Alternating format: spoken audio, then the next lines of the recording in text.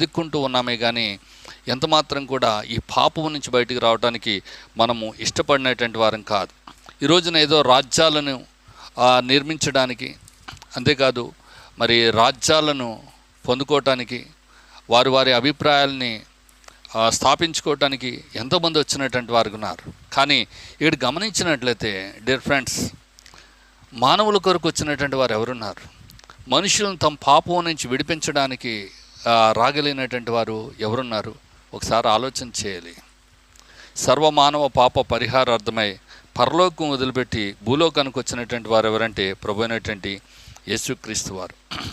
పేతురు భక్తకోటికి రాసినటువంటి పత్రికలో యేసు ప్రభు వారు ఎందుకు వచ్చినారు అనేది చాలా స్పష్టంగా మాట్లాడినారు. 1 పేతురు 2వ అధ్యాయము 24వ వచనంలోనికి మనం వచ్చినట్లయితే, మన పాపాల నిమిత్తము ఆయన తన ప్రాణం పెట్టినట్టు